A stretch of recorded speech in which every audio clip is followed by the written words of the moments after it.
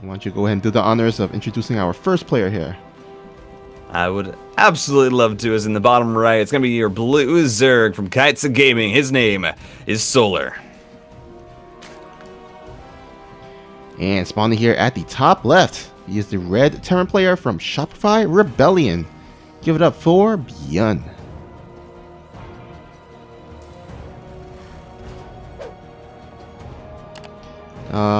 Mentioning, as we talk about Shopify Rebellion, I'm not sure if you guys have followed the news as of late, but Shopify, the team, has partnered up with ESL recently, and they are going to be helping support the ESL Open Cups. So the prize pool of the ESL Open Cups will be doubling.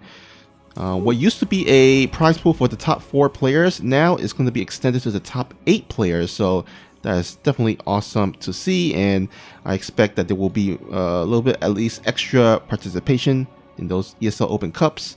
And then also ESL is partnering up with Blizzard and Team Liquid to be to help create new maps so that the map pool is refreshed. Oh no! Oh, okay. Sorry to interrupt you, but there is some breaking news going down. Solar has just missed the Proxy barracks by about the closest margin. You might see it now in the second pass through. There we go. Sees the first racks, but that's a bit late because the barracks are already finished. The hatchery already went down, and BYUN here, being a bit cheesy, started off a bit, celebrating Shopify partnering up. He says, you know what? I'm going to 2 racks. And you see Solar there. Well, there's not much you can do at this point because the Marines are already on the map, and you just have to try and delay this as long as possible.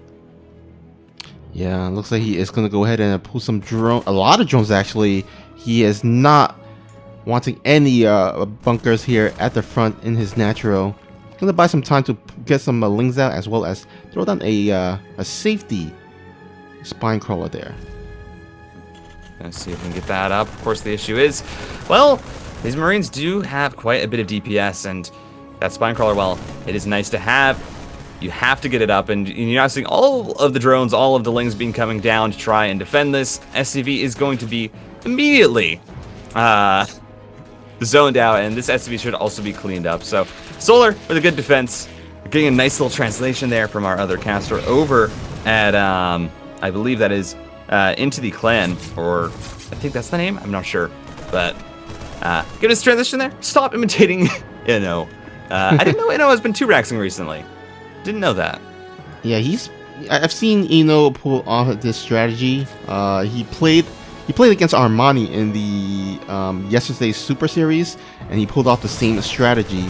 So looks like Eno is translating for us, and Solar saying, "Stop copying innovation there." Yeah, stop it. Think. Wait. Just stop it. You are just seeing the Marines here, seeing what poking they can do, and actually getting a queen. That is a huge pickoff. Doesn't even lose a Marine, BYUN. Just a wonderful little micro there, saying, you know what? I'm going to stress test you, Solar, and, well, BYUN does win that engagement and is getting his CC back up at home, plus the double Hellion production. Yeah. And, of course, this is not super committed, so you can see a little bit of a Hellion transition. Now, just now, only now is Solar throwing down that speed, the Zergling speed, so it's not going to be out for a while. And so it looks like he won't be able to take his third for the time being. But it looks like Solar wants to actually break through with a bunch of overwhelming number of links in order to start establishing his third base, because that's going to be important. He wants to stay at least 1 base ahead of the Terran player. Yeah, absolutely, and of course BYUN already getting up that second CC at a decent pace means that Solar is just a little bit behind. We'll push off the Marines with the Zerglings and should be just fine in getting up the third base a little bit later than you would like, but it's, it's coming up anyway, and Solar, he's not too set back. You saw that he actually pulled most of his drones off the gas, only had 1 mining it. That's why the speed was so late, because, well, he just recognizes, hey, I need the minerals right now. I can't really afford to just kind of get a lot of gas because I'm not going to need it. But with that being said, Solar, well, it looks like he does want to get a bit aggressive here. Yeah, throwing down that Roach Warren. Now, I'm not 100% sure if this is for aggressive roaches or whether it's just for defensive roaches. He did see the Hellions, so that kind of maybe prompted him to make for some defensive roaches. But I mean, he can definitely go for a timing push if he wants to. Yeah, you're already gonna see that roach production. So this is pretty much just gonna be a roach attack. The third base here, well, it's there for in case this doesn't kill BYUN, because that's 6 roaches on the way, 8 lings with speed. This is going to be fairly committed from Solar, and he's really just trying to see if he can kill BYUN. If he can get a lot of damage done, he's immediately going to get a surround onto these Marines with the lings, but they take a lot of damage, and only 1 ling surviving. Not the best, but of course you have to watch out for this follow-up with the roaches. Yep. The roaches are going to be starting to march across the map. Now we'll see if he does morph summon them into Ravagers. I would expect so, because he did scout the tank, and he wants to at least get some Ravagers to kind of corrosive battle those tanks and snipe them down immediately. Now, what is the response from BYUN though? He has no tech lab on the starport, so no Banshees to help defend against this. Instead, he is going to go ahead and try to wall this off before these roaches can slide on in. I mean, it's just, I don't think this attack is really going to work. You see Solar pulling back because he says, well, you got Marines, and it's more than likely that he has Stim, and BYUN has indeed already gotten that Stim pack. So this bio just trades better against roaches, and actually going to be able to catch them off here on the retreat. The folks fire down, and yeah, that's a nice little mule block. And you see BYUN here just saying, listen, you went for this roach attack. Solar didn't really have the gas to, though. He was only on 3 gas. He used all of it to build the roaches, so he didn't have any Ravagers, didn't have roach speed. And when your opponent already had Stim, it just means that that push isn't going to get a lot done. It's kind of like throwing a 2-base roach attack into a 2-1-1. You might get damage done, but it's more likely than not that the Terran just stays home if they see it and they just stim down your roaches. You know, and that's kind of exactly what BYUN was doing here. He had 2 racks up, went into the Hellions, and then immediately into the tanks, into that stim, and it's just kind of a slightly delayed and altered version of a 2-1-1 from him. Yeah, looks like it seemed like BYUN was looking to go for an attack there, but does pull back. Maybe he is going to go ahead and try to, just kind of combine his forces and start moving out soon. I mean, the combat should just finish, so it might not be the worst time to attack, but I think he wants to go ahead and start establishing his third base before making any moves across in the solar side of the map. I mean, I'm just gonna be honest. I think if BYUN had moved out there, he might have just been able to kill Solar. He had 3 tanks, a whole bunch of Marines and medevacs, and Solar has, 14 roaches. I'm not sure Solar really is in a great position to defend here right now, because he's really focusing on droning up. Completely droned up on the third base, getting all the gases there, sitting on 69 workers and taking his 4th. It means that Solar's economy is going to kick in fairly soon, but he needs time to build it up, and BYUN is kind of just giving that to him. Established their base, and now finally might pull that trigger here with the 4 tanks, with a whole bunch of Stim Marines and the medevacs. Yeah, now I do like what Solar is doing. He is killing those rocks, making sure that those tanks will have, I guess the rocks won't be able to kind of block the roaches from getting on top of the tanks, and kind of opening up the area so there's more surface area for his roaches and lings to get on top of the army force of BYUN. BYUN, though, he is going to go ahead and go for a 2 medevac drop here onto the right side now. There's not a lot of vision here. Maybe a couple of overlords down towards the bottom right side, but if BYUN does a 2-prong attack, that might be troublesome for Solar, because I mean, look at the reinforcement point, or the distance between the 2nd base and the 4th base. It's a little bit of a kind of a wonky terrain, so you gotta maneuver around it, and it might not be the worst, or it might be a difficult attack to defend. Oh, sniping off the +2 armor there that was researching, going to try and get the +2 attacks as well, but has to pick up. Good little attack there from BYUN, but still, I think being a bit more passive than you'd probably like. I mean, BYUN, how many tanks is it? He has 6 tanks. Against roaches, that's wonderful. BYUN's army kind of just wrecks roaches. And I would have loved to see him move out sooner, but he just wanted to wait until his upgrades came through, until he had the 3rd base established. So he is finally going to be coming across the map here with the 6 tanks and the whole bunch of Marines, while still threatening with these 2 medevacs. So we'll have to see if Solar can hold this. I mean, it's not a lot from the Zerg. He's only just now getting the Hydralisk up. The Lurker Den is done, but he still needs to morph the Lurkers themselves. Yeah, the thing is, can he... Okay, looks like he is morphing in 4, so you will at least... I think you will have at least some lurkers before this attack commences, as it looks like BYUN actually kind of maneuvering his army force around towards this bottom left side. It's going to force Solar to kind of replace his army there. And here we go. The tanks are going to go siege up.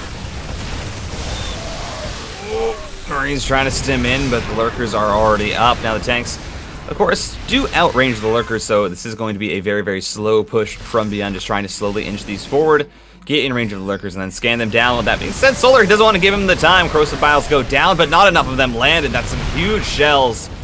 Immediately, the lurkers having to back up, and now you have that double drop, killing off the 5th base attempt, and now pushing down onto this 4th. And, well, Roach Ravager is good at defending a straight-up attack. It's not good against splitting up. Even with the lurkers, there's not enough of them available for Solar, and you see that drop on the other side, going to be able to get 5 drones, and now pick up and go straight on into the natural base, and you still have tanks here threatening the 4th. Yeah, BYUN doing a great job, just kind of pulling Solar left and right. Gotta make him second guess how much army does he place onto that 3rd base or onto that 4th base. And there's also the potential of dropping into the 2nd base. So right now, Solar, he's trying to make sure he has the right amount of army. Now the Vipers are out though, so a nice little blinding cloud that will go on top. Oh, I think he should have gone the blinding cloud onto the bottom 3 tanks there. A little bit of a mistake, but in the end, he does have enough to clean that out. I mean, you still don't have this little drop that's just running in between each of the bases. And it is so annoying for Solar to deal with. In total, BYUN managing to pick up 23 workers, all really in the span of that attack. 16 while the main push was going on, an additional 8 added on. Or probably 15, sorry. And just, I mean, BYUN, he does eventually get cleaned up, but you can't help but feel like that was worth. He's keeping the Zerg on 4 bases, while he himself has established his 4th. Is producing now 2 tanks at a time, working on his +3 and the Ghost Academy. Yeah, we see in the income graph here, it looks like BYUN has taken the lead. As you mentioned, the worker count in favor of BYUN. That's never a good sign in a TVZ. And here we go, BYUN going for another push here out through the middle, and still going being harassing with the pesky 2 Marines there. But here we go. 2 Marines are going to get cleaned up by the Queens, but now it is, again, a huge amount of tanks. Only have +1. The +2, of course, would be nice for shelling down the Lurkers, but this bio is so strong with the +2, and BYUN just stimming straight on in. No energy on the medevacs, though, means this is very dangerous. Going to try and pick off the Lurkers, but the bio will eventually get shredded, and you do see there, BYUN just kind of feeling the hurt of just, you know, when you are being this aggressive, if you don't have enough medevacs, your army... or they do just eventually run out of energy and you can't really continue to sustain the push. But with that being said, Solar, they're now equal on supplies. Solar trying to defend. He has less workers than the Terran, and BYUN is still reinforcing, still has all of these tanks available. And it just means that Lurkers, well, they're not going to be very effective when you're on the defense. You know, you want to be choosing the engagements when you have Lurkers out, and now there's only 3 of them. They're going to get stimmed down. They're going to get focus fired, and there are Vipers here trying to throw down blinding clouds. They're good, but you still have such a deep tank line from BYUN. Solar might clean this up, but it's going to cost him so much. Yeah, throwing a lot of roaches, and now only the lurker count has been down and decreased to 3 only, and that's not quite the scary push, especially since there's a lot of Marauders here at the front, and we'll go ahead and target fire on them. Oh man, is Solar gonna hold? I think he just barely holds, but for how long? Well, until this next wave of reinforcements comes from BYUN, and then the push is going to start again. Still 3 tanks available. BYUN, I mean, I'm just loving this play. Just constant pressure off of that 2 racks, and it's making it super hard for Solar to be in a comfortable position. Solar hasn't made any drones for the past minute. He has a 5th base, but he hasn't been able to saturate it, and this tank line is so deep. Solar can't break it. BYUN going to pick up game 1 of this best of 9. The top right, it's going to be your blue Zerg. Again, kites the game and dropping that game 1. His name is Solar. And spawning here at the bottom left is the red Terran player, looking to extend his lead to 2-0. Can he do it? Give it up for BYUN. Yeah, also do have to mention the the Ling roach timing on 2 bases into a Terran who is pretty much going to always go a delayed 2-1-1 off of a Proxy T-Rex is a bit of a weird choice from Solar. Did just throw away a lot of units, had to rebuild a bunch, and then just his economy was always behind from that point. So I don't think we're going to see something like that again. And if we do, it is going to be a fully committed all-in from Solar. Because Solar has before, I think, shown a willingness to just kind of throw roaches and ravagers at someone off 3-4 bases until they die.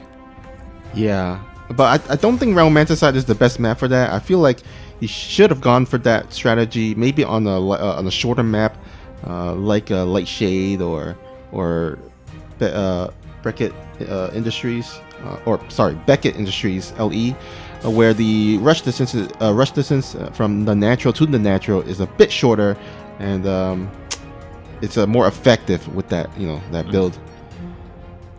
Yeah. I mean, Jagannatha with the speed zones, of course, does mean that despite how big the map is, it's actually surprisingly quick to get across it with your units. And I think, like Rogue before, has shown that just going with that kind of that 3-base roach timing can be really, really strong, as it did in the GSL finals.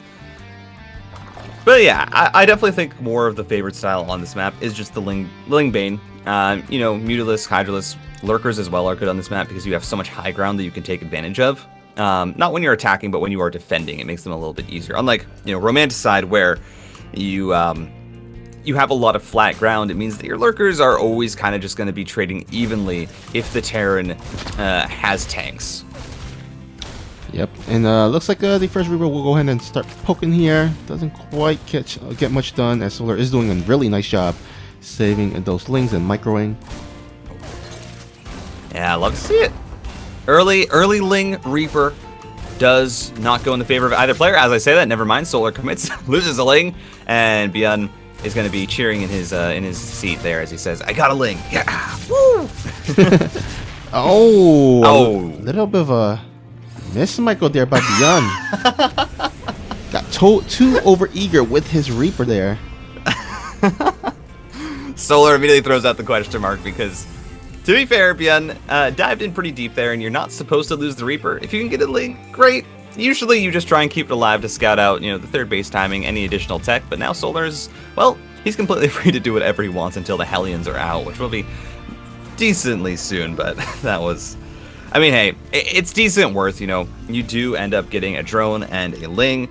You lose the scouting, but it's just a little bit of early game damage, and I think BYUN he's one of those players who will take that. Well, it's definitely not game ending or anything, so I mean, it just does mean that BYUN won't be able to have extra scouting information, and he won't be able to kind of harass the creep tumors. But besides that, his build continues, his economy and mining continues. So far though, Solar in the dark here. Gonna go ahead and try to dive in here with the Overlord, get some scouting information, see what's up. Yeah, he's not going to see a whole lot. As I say that, though, I think we are seeing something very, very interesting here. This is going to be a Hellbat timing attack, and you know what we all say about Hellbat timing attacks? They are... If your opponent doesn't scout it, it's great. It might get damage done. It depends. However, the majority of the time, the Hellbat timing attack just doesn't work. Even Maru can't make it work. Clem, I've seen struggle to make it work, but BYUN... He likes it. He likes going it, so let's see if he can get some damage done. It's very hit and miss, I feel like. I mean, it could catch your opponent like completely off guard, and you can kind of catch them with your pants down and just outright win the game that way. But then if the Zerg player has any idea that this is coming, or if they've kind of gone for a Mass Queen kind of opening, it does get hard for those Hellbat to outright just plow on through. So looks like Solar already has it having let's see how many queens here, 6 queens out in the field, but also adding that spine crawler for extra defense. Yeah, I mean, Solar just is absolutely prepared for this, and BYUN not focusing down the Overlord means that Solar not even going to get supply block from that. You do see some drones going down in the main. There was a Hellion drop there, does eventually get cleaned up.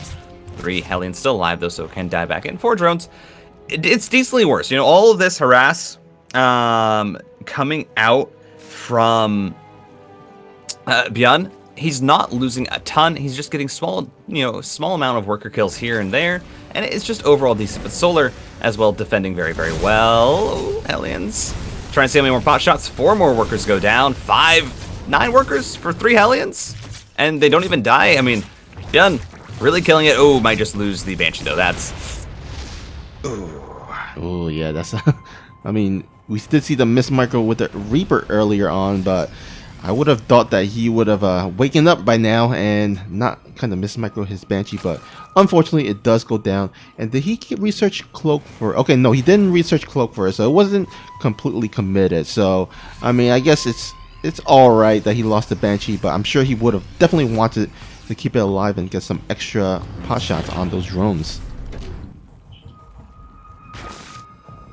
4th base going to be coming up now, and you have BYUN just going to be preparing for, the follow-up timing attack that does come up off of the 3 bases that you do eventually get up as Terran, looking for that +1 or that +1/+1 with your bios, trying to see if you can get some damage done.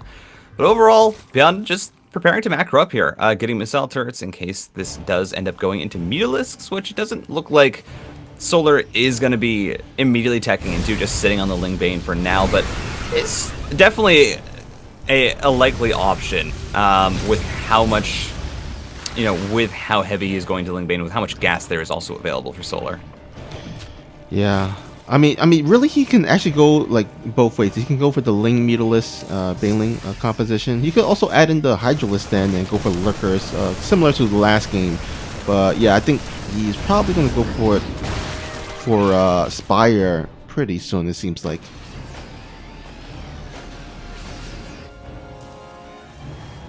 Combat Shield's going to be finishing up, and I do think this attack from BYUN should be pretty powerful. You already see he's taking a pretty big supply lead. Well, not big supply lead, but, he is taking a supply lead. He's constantly sitting at a higher supply than Solar, just building a lot of army, and he's not even that behind on workers, As a Terran, sitting, 10, 11 workers behind is really not bad at all. You're pretty comfortable with that, especially if you have 3 bases with mules and a comfortable position to get into your 2 factories and to get up your 4th base, because Solar has been pretty much completely contained to his part of the map. This Lingbane has just been having to sit back and defend as BYUN, again, not really losing anything, just harassing, just trying to get a little bit of damage done.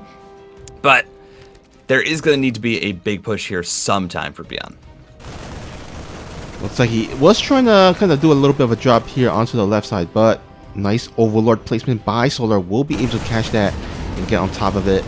Now, we do see Solar going for the Hydralisk then, as well as the Infestation Pit for the early Hive for the Lurker upgrade. So it seems like he will go for the Baneling Hydralisk with a Lurker composition here. But BYUN is going to go ahead and try to attack before the Lurker tech comes out.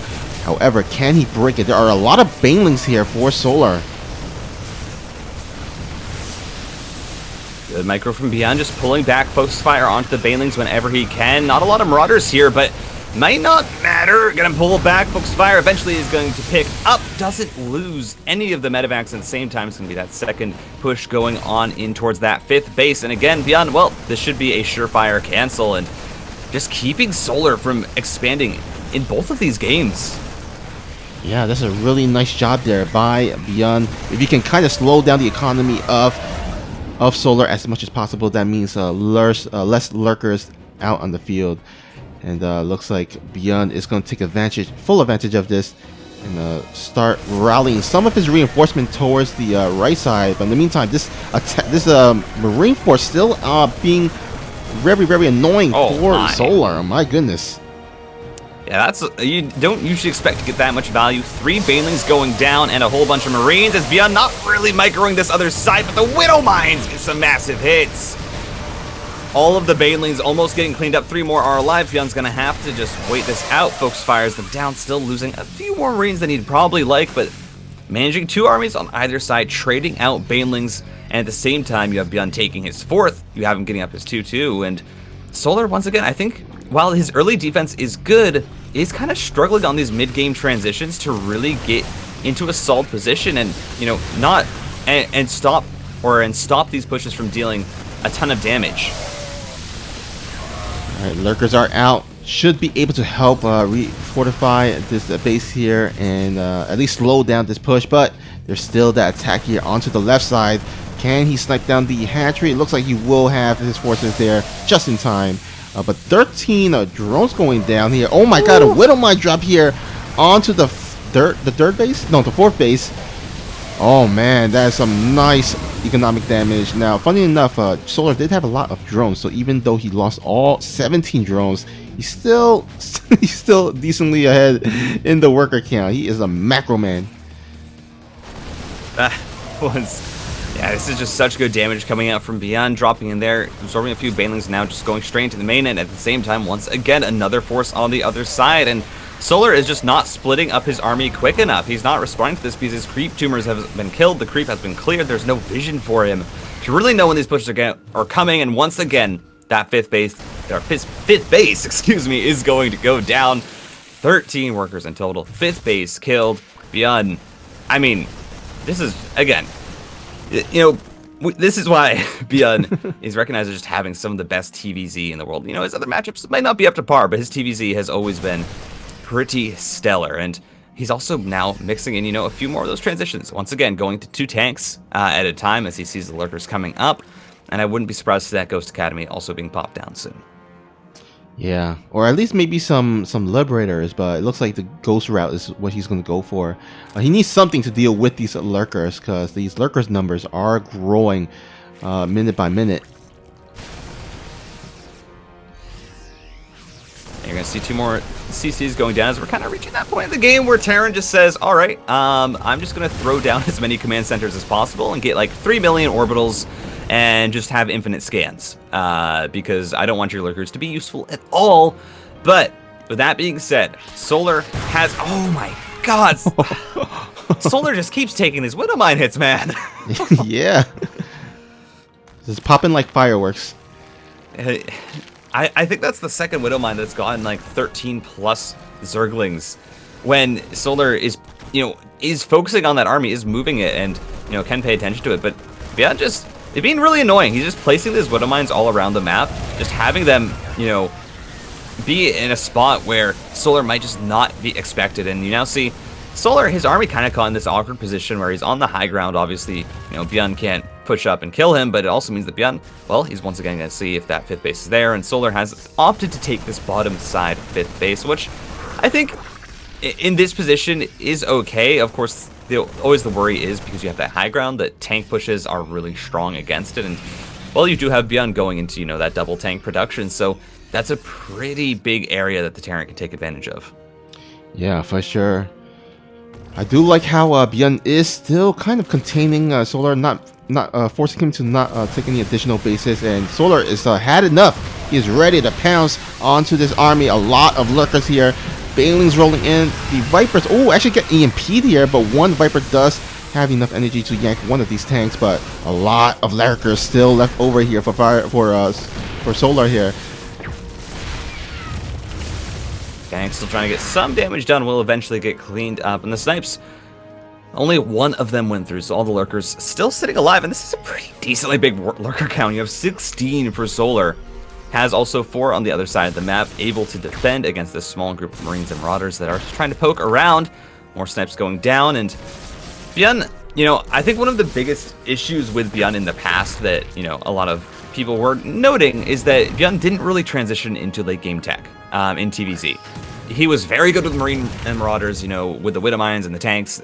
He was very, very good with it, and, you know, for a while that was able to work. But there was a period of time where BYUN started to struggle because he just wouldn't really go into anything past, you know, maybe adding in ghosts. But lately, I think BYUN has been better about mixing in a few more of these late game options. Yeah, I mean, you definitely want to mix in as much as you can, kind of force the Terran player to try to counter you. But here we go. Damn, that's still so much lurkers. Jesus Christ. Yeah, as a surround gonna try and come through on the ghosts, actually does manage to get quite a few lurkers now running on in, a few of them getting picked off. There's the immediate cloak on the ghosts though, and those overseers are not in position, finally getting there, but not before Solar loses a whole lot of these lurkers, dropping down to 11, 5 of them going down now. BYUN going for the re-engage snipes, and a full 360 surround onto the lurkers. Everything is gonna get cleaned up. And Solar, tried to pull the trigger, it just does not work out. Oh, what a great engagement there by BYUN. And I guess the supply is kind of even right now, but don't forget the lurker count has been reset. Before he had so many lurkers, well now he's only down to like 4, I believe. He's making some additional ones, but that's going to be a lot of gas, which means less gas into maybe upgrades, or less gas into banelings or ultralisk tech, or maybe Brewlord tech. All of the Vipers that Solar kind of threw away there. You know, it's when you do a push like that, and you kind of realize that you are eventually going to get cleaned up, you got to kind of figure out what you need to save. And Solar there kind of just left the Vipers sitting, loses all of them, and sure, everything was going to get cleaned up anyway, but just feels like, you know, a bit of the decision making here for Solar a bit off. You know, it's been nothing bad. He's been able to macro up quite well, as you see. Solar now still sitting on 5 bases, hasn't been able to take that 6th because of these really annoying Widow Mines that are just, again, BYUN just being so annoying with it. And it's allowed BYUN now to have 5 bases himself, start a 6th already, and Solar, you can't help but feel like he's still falling behind. Yeah, I mean the bases are even, and BYUN has like a million bajillion command centers, orbitals that can throw down mules, and even the creep spread. If you just look at the bird's eye view of the mini map, I mean the creep is just not, not where you want it to be at the 17 or approaching 18-minute mark. You want it to be at least like maybe three-fourths of the way towards across the map, but it's like a little bit less than halfway, and so he definitely needs to work on that creep spread. Yeah, and you also have to, kind of just say, BYUN, he's been really good about just slipping out these small groups of bio to try and deny that, to try and kill off the creep spread, to clean it up. And that's really been stopping Solar, again, from having vision, from having the extra movement speed to get his units across the map to be in position to defend. And now, you have finally Solar going to try to establish that 6th base, but it is so very delayed, and you already have BYUN setting up kind of the split map where he can take control of this middle right side of the map with that really great tank position. If he's actually there, though, Solar might actually get on top of it, and I don't think there's enough here to really defend if Solar decides he wants to commit onto killing this base, because, again, so many Lurkers, 15 have been rebuilt, and, well, 2 tanks don't beat 15 Lurkers. Although, maybe 6 do. Blinding Cloud's going down. Baneling's going to roll through, and Lings with a wrap around. Solar trying to once again collapse, but this tank line is so deep. Oh my god, BYUN just seemingly have an infinite number of tanks. They are eventually going to get cleaned up. BYUN just not having his units in position. Where was the rest of BYUN's army? In the top right, you're going to have once again your blue Zerg. Just, being sneaky there. Sneaking the entire truckload of Zerg Armada into the Terran and killing off all the tanks. It's from Kites of Gaming, Solar. And here at the bottom left, rocking the red paint, he is representing a team of Shopify Rebellion. Give it up for BYUN. Yeah, and I'm not going to say it was a throw that last game, because I think it was just BYUN being a little bit lazy on getting vision. Again, no sensor towers just means that you can't really track the Zerg army. And Solar kind of just was like, well, I'm just going to take this entire, battleship of Zerg and slip it through the Panama Canal, and just, no one's going to notice. It's just going to, get there. Oh man. Alright, so here we have on this specific map, do you have any like predictions or guesses as to what either of these players might want to go for?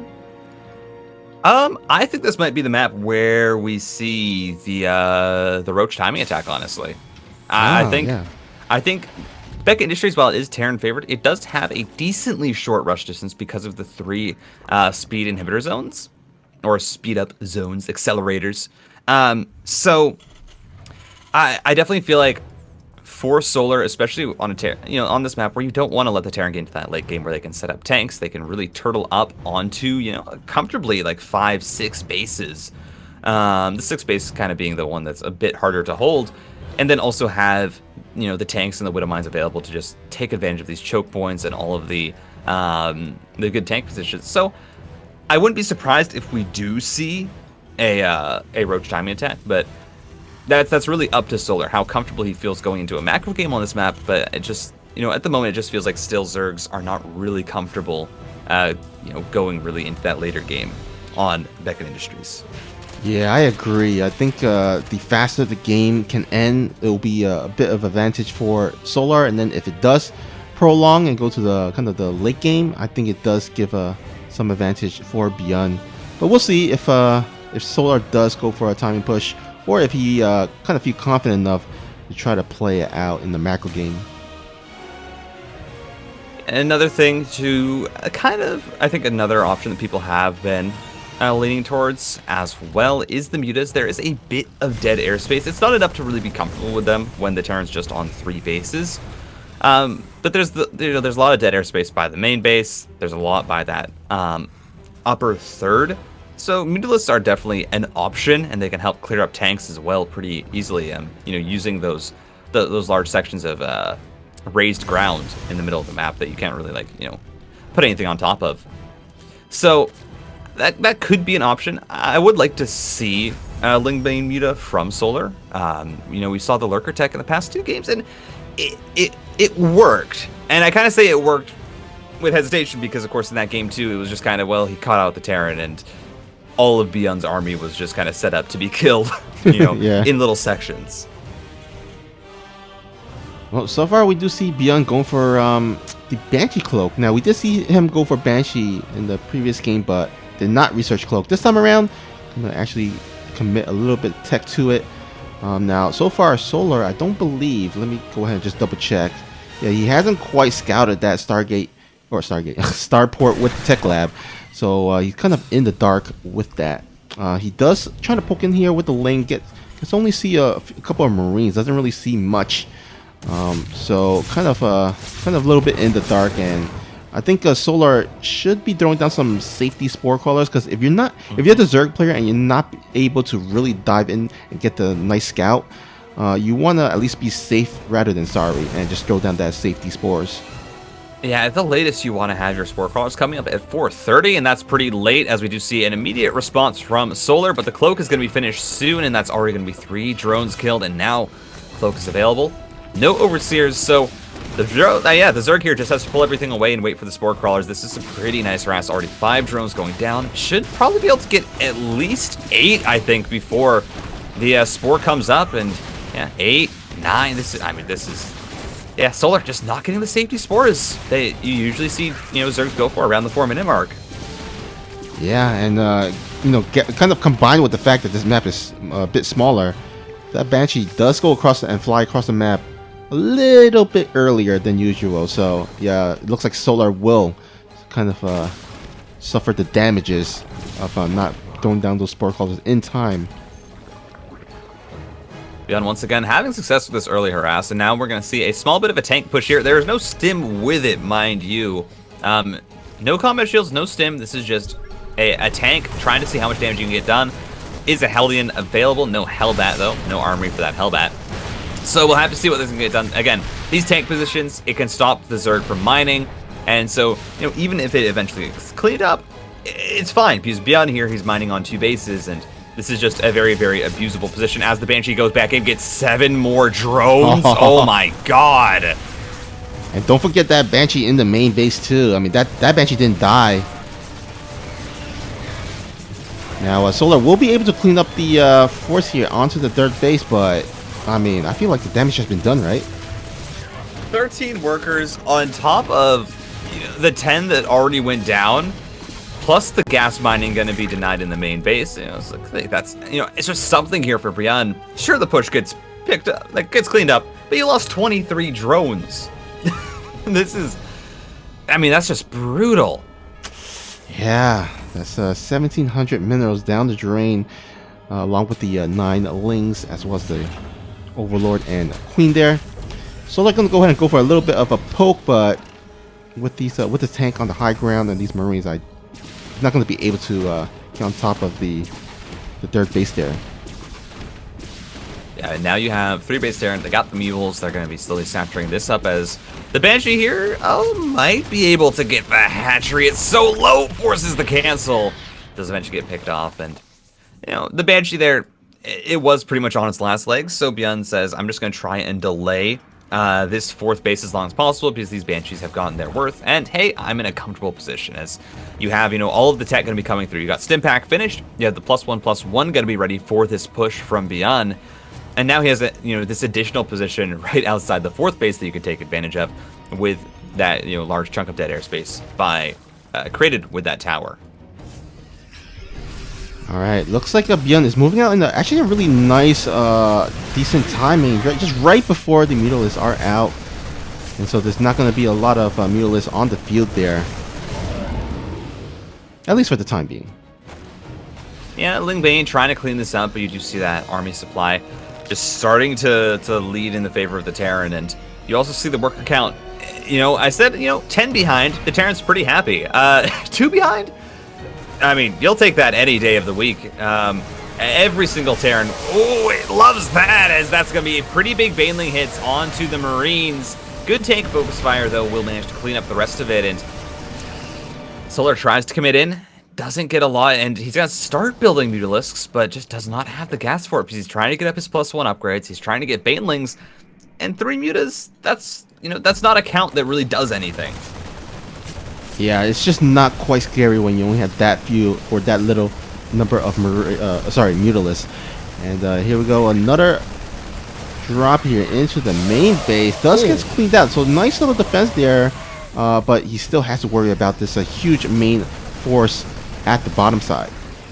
Yeah, and I didn't see that Solar had been hiding the rest of the Mutas, or had been sitting them away from the fight, so does have 11 with those 3 that are joining him. Spinning up that gas bank, but BYUN, you know, not the best there. Does take some pretty big Baneling hits, so Solar, in what was looking like a sketchy situation, manages to find the connections, should be able to defend this you know, additional push here at the front, and, you know, has to rebuild those gas geysers. That's not, you know, terrible. That's easy enough, and Solar going to be taking his 5th base this time. Nothing there to really try and cancel it. Ooh, BYUN doing a nice job kind of babysitting his tanks there, but he still needs to worry about this counterattack of these Lings, but doesn't quite get too much damage done. Yeah, BYUN might need to back up here. He's overstaying his welcome with these tanks. Focus fire onto the Banelings. Additional reinforcements coming through, though. And you lose 2 tanks, but you kill a whole lot of Banelings. And you now can once again take advantage of this position with 4 tanks coming in support. And again, this tank position, drones have to immediately be pulled, and this base, I think, might just be forfeit. Solar, I don't even think he can really commit to trying to hold it. BYUN just stimming forward a few Marines to try and, you know, see if he can pick off some Banelings. Now the Mutalisks going to commit in, but the Banelings are all alone. There's no more Zerglings with them, and as soon as you don't have that buffer, the Banelings become a whole lot less efficient in the siege location, getting the damage done that it needed to. The base goes down, and BYUN taking a 40 supply lead.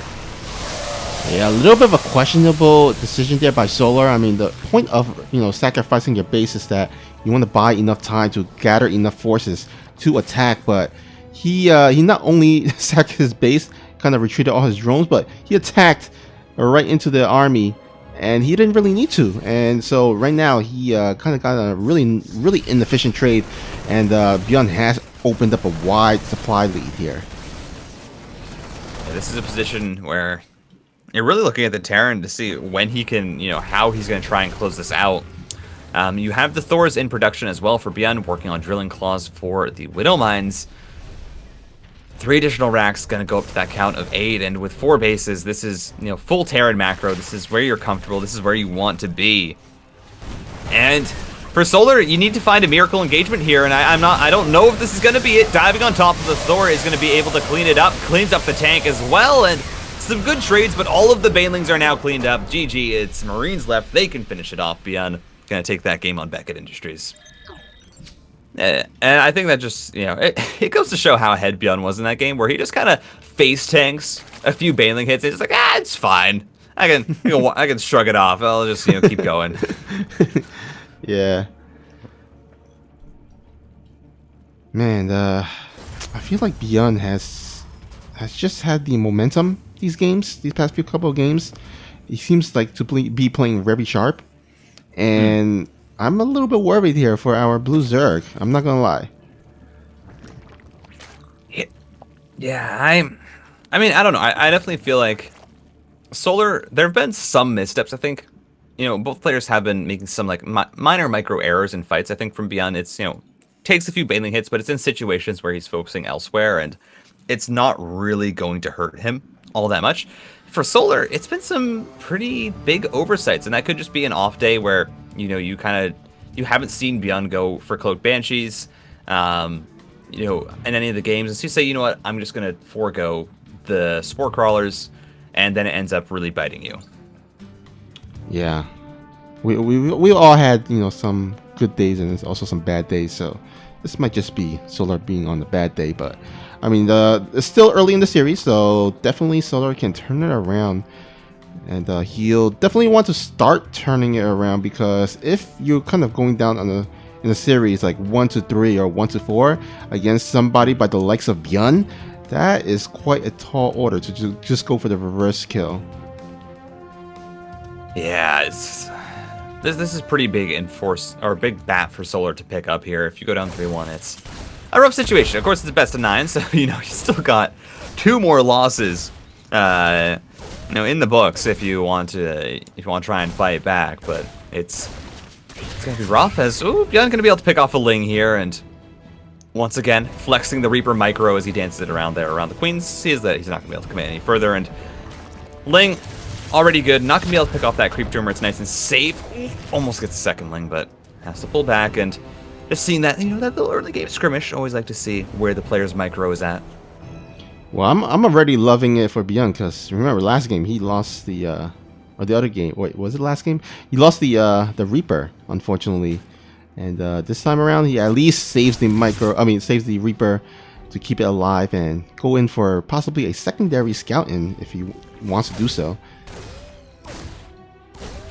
Yeah, gonna be just looking around, trying to keep an eye on what Solar is doing, see if there's going to be any Roach Warren placed down, which there is not going to be. And behind this, BYUN just going to be going into the Reaper with the Hellions, and actually going to be going for a Liberator. Haven't seen a lot of players kind of go with that Liberator first, very much off their openings. I kind of feel like it's, everyone just kind of says, well, you go the Viking, and then you maybe get a medevac and get on your add-on, and that's kind of been the standard. But hey, Liberators, I like them. I like the Liberator, because you can always go in, you can try and get a few drone kills, pull it out, and just have it available to be moving around the map, and it forces the Zerg to really be aware of where their queens are positioned.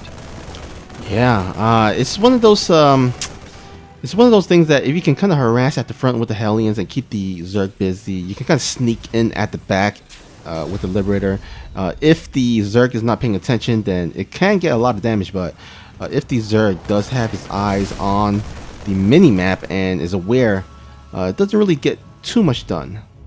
So we'll see if, kind of how Solar, kind of responds, whether he responds in time or not here.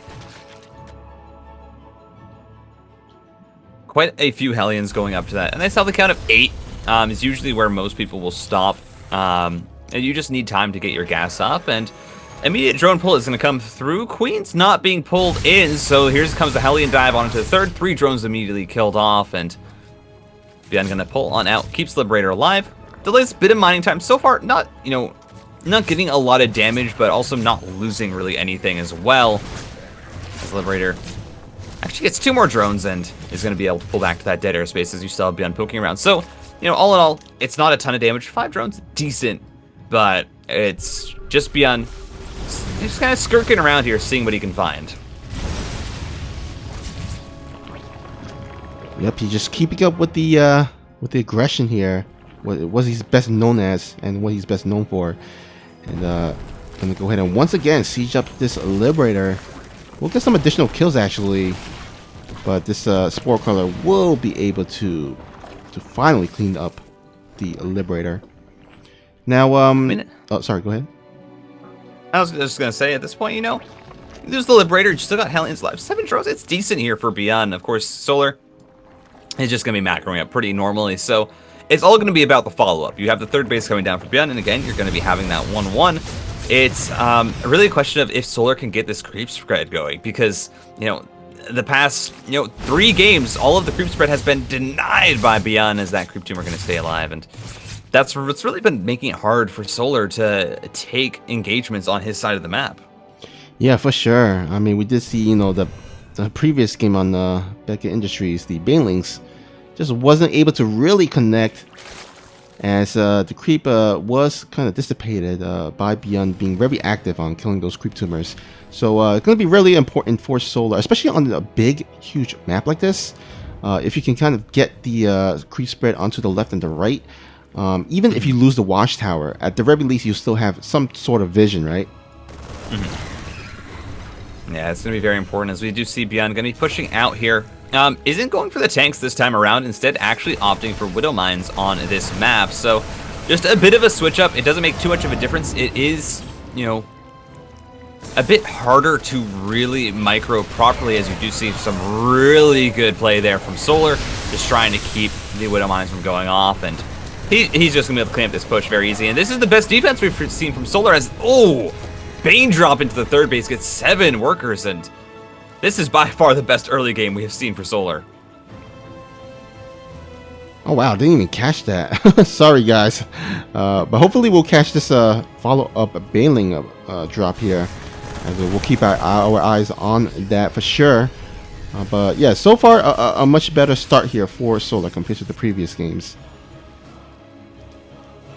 As that Baneling drop going to be going in. Of course, you really want to wait until the Terran is focused elsewhere before you go in with it. You try and do it when they're pushing out, and as you see, Solar goes in a bit early, and that just means that BYUN can pull back, has all of his units ready, and BYUN going to be having the Hellbats with this attack, because of course the Hellions didn't die, so that's just something to bolster against the Lings. Of course the Banelings will clear it out, but on this map, Solar, once again, going to be going towards that Ling Bane Hydralisk into Lurker style. So we'll have to see how he does. Onto 4 bases comfortably again. This early game not being absolutely terrible for our Zerg. And this push here from the Terran, it's dangerous, but you also have Solar going for a massive run by. He's going to be denied from the natural. We're going to see how much damage he can get onto that third base. And BYUN, he's just going to pull everything back. He can't afford to try and, trade against this. That's 8 SCVs going down, 9, a few more should fall. Never mind. Solar, the Lings aggroing onto the units, and 9 SCVs, Solar getting some counter damage done here. Yeah, he's like, you know what, BYUN, you can play that aggressive game, but 2 can play at that game as well, and does a really nice job kind of forcing a BYUN back. Now, that Overlord here on the left side actually still has 2 more Banelings, so we'll see if he can kind of get another Baneling drop to connect. But in the meantime, it looks like BYUN is going to go ahead and push forward here. Not a lot here from what I can tell. It doesn't look like a scary attack. There's no tanks, there's no Widow Mines, just a bunch of Marines and Hellbats that's absolutely countered by those Banelings. Yeah, it is. This is a force that everything dies to the Banelings, and you can try and micro your heart out here, but Solar just gonna roll it over with a mass number of Banes. He's on 4 bases, and yeah, he is absolutely feeling comfortable in this game. Getting up the 5th, nothing there to challenge it, and BYUN not really having any good tank positions on this map. It's a map that you have to play a bit more defensively as the Terran. It's hard to really push out, and you're seeing BYUN, he's trying to get damage done. He's not really finding any success, and just Solar really crushing the defense in this game. Yeah, I really like how he has his Overlord spread out into the dead space, so he can kind of catch the drops that BYUN really loves to do. And yeah, he is keeping on top of the defense here, and yeah, really hasn't really suffered too much damage from these multi-prong attacks. Yeah, this was the first one that looked like it might get something done, but Solar has just enough on both sides of the map to clean up both of the attacks, and BYUN just getting denied at every single point here. And now you have Solar starting up the line of upgrades that we call a Zerg, realizing that he has a lot of money and not a lot of larvae, so he's like, well, I'll just get everything that I need. So he's starting the adrenal glands for the Zerglings, Hydralisk speed, Lurker range, plus 3 melee attack, and the ranged attacks. I mean, this is as good as a upgrade buffet as you can get, right? Just get everything, all that you want, all that you can eat, and that is going to serve him really well into the late game here. But BYUN still trying to find some type of opening, and I just don't see him getting too much done because Solar, he has every base fortified, has some banelings here onto the right side, got his main army group into the left side. The creep is starting to get there. I would like for it to be a little bit better, but I mean, at least it's a bit better than compared to like some of the previous games. And he does have a lot of remaining creep tumors that he can use. Yeah, as once again the creep.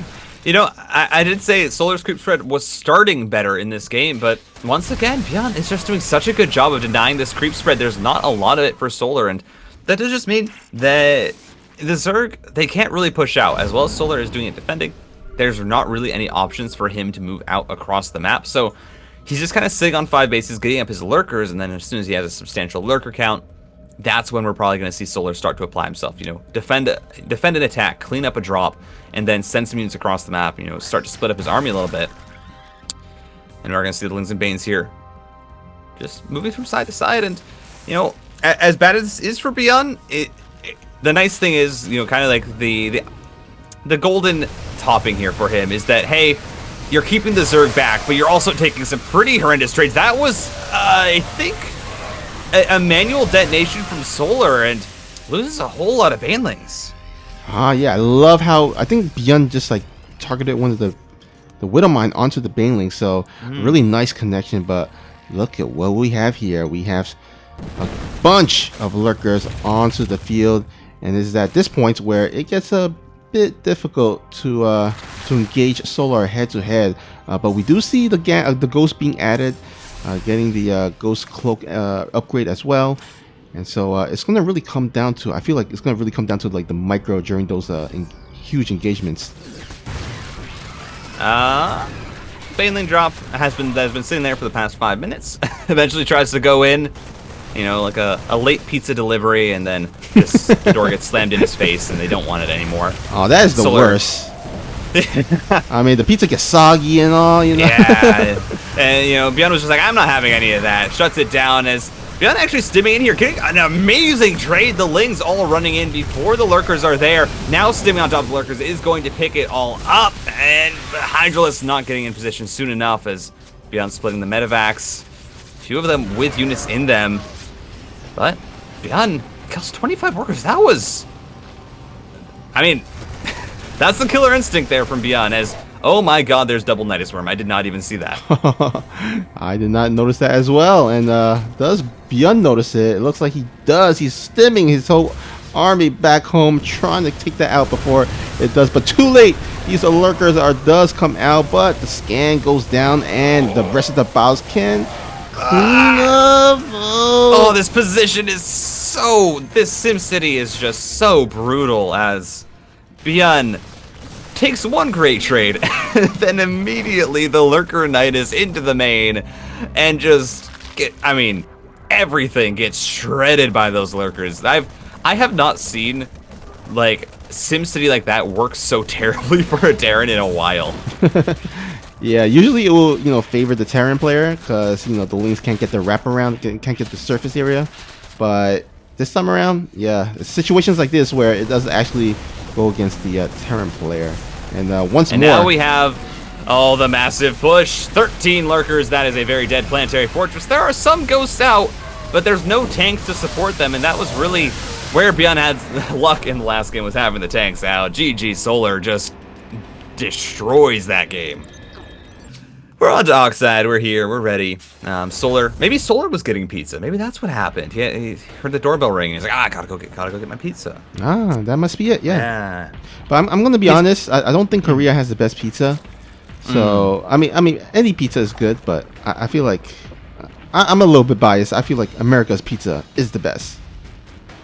Yeah, it's pretty good. It's pretty good. To be honest, got some good pizza. Yeah, I mean, yeah, I'm not sure. I've never tried pizza in other countries. I think I tried a pizza in Canada once, and that was pretty decent. It was decent pizza. Yeah, didn't mind it. Well, Canada's close enough, I guess. Yeah. But yeah, as we get into this game, Oxide, he's just expected to be completely standard. I don't think there's going to be really any mix-ups from either of these players. You know, looks like, yeah, just, I don't know. There's not much to say. When you have a best of 9, you really get to see it all. We're having some debates here. As far as it goes, in the Twitch chat is saying, wait, what about Italian pizza? I actually hear Italian pizza is good. It has a good reputation. So yeah, I would say they're a contender. I would say. I would say most, like, a lot, like, if you like get frozen pizza, like kind of like that cheap pizza, like cheap American pizza is kind of bad. It's not that good. Like, you know, you go to the supermarket, you're like, I'm gonna grab a DiGiorno, and you know, it works. You know, it works. You eat it, but you're never really like, that was good pizza. Yeah. Afterwards, I understand what you mean. There are some good, restaurants that do serve pizza that I think are good, but I would have to agree that Italian pizza is probably, they kind of invented it, so it's like art.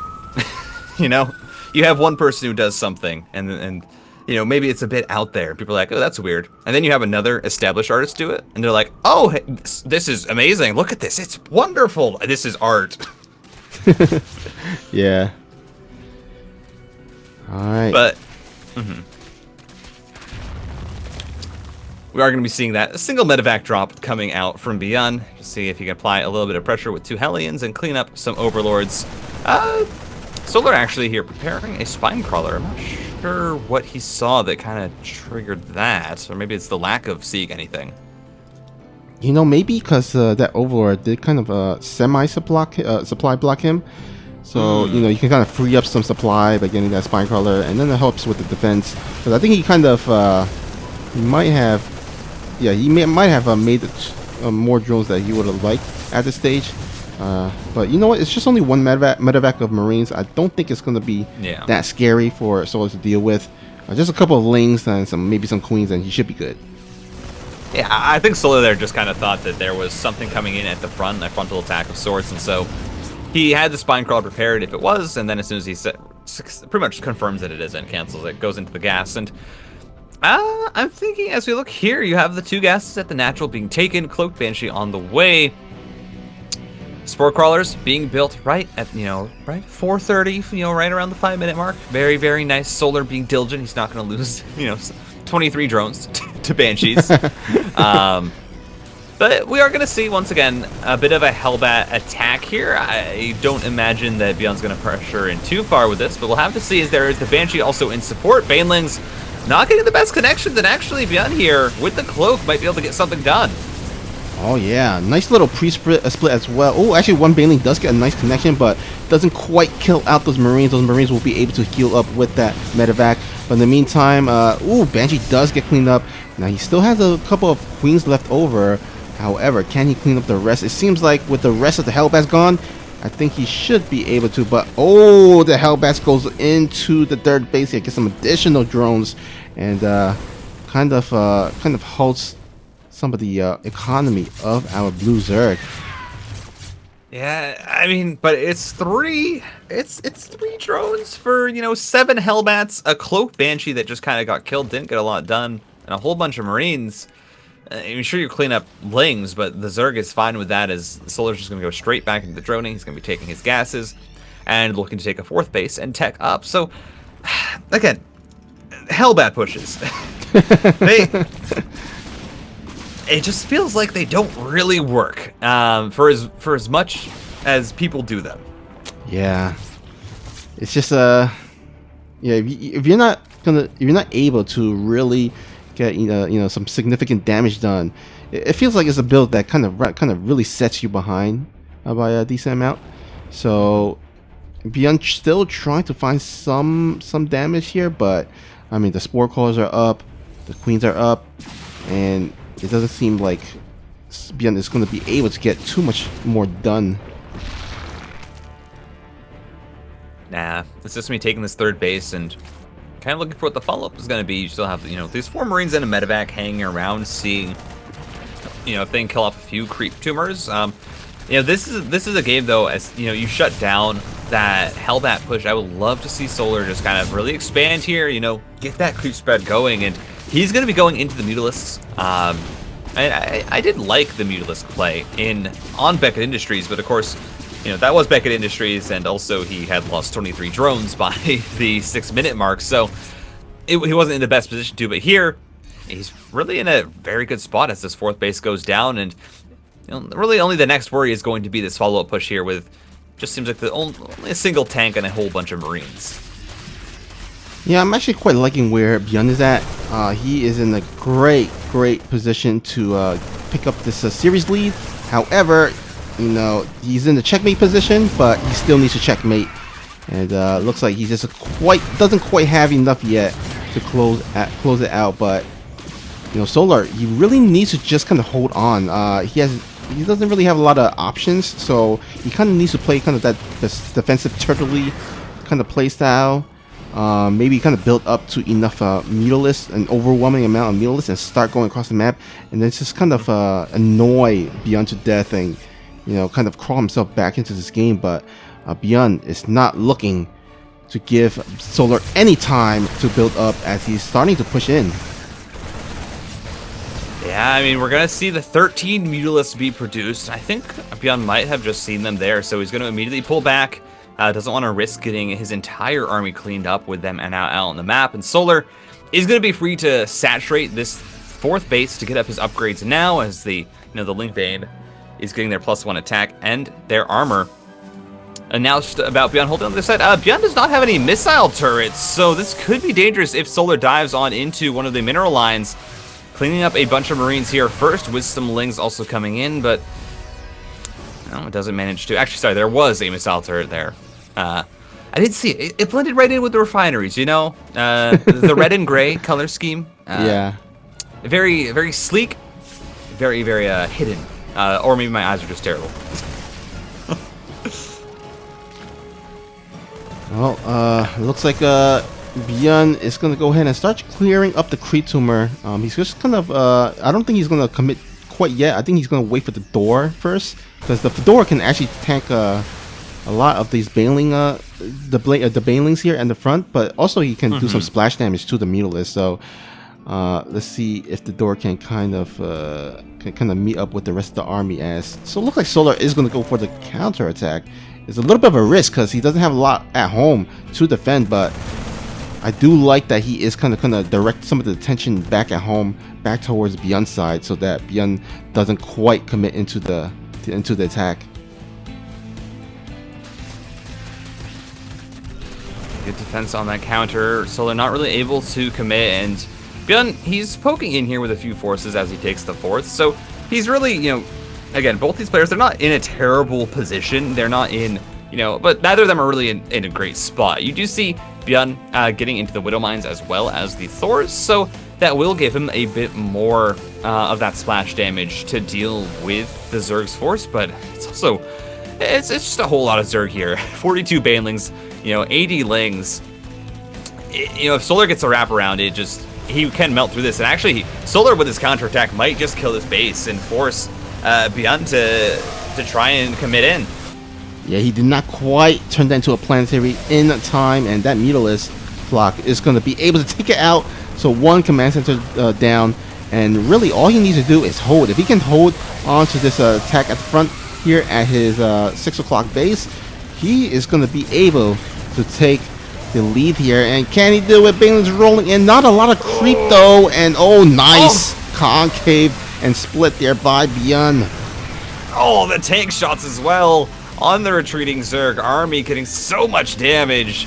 That was, I mean, the splits, that's what you need. They worked. The army got out of position. They were able to focus down the Banelings, and now BYUN should be able to push into this position. I don't think that Solar can hold it. He's dropped down in supply. The army is massive for BYUN. Banelings trying to roll in once again, and these connections are a bit better.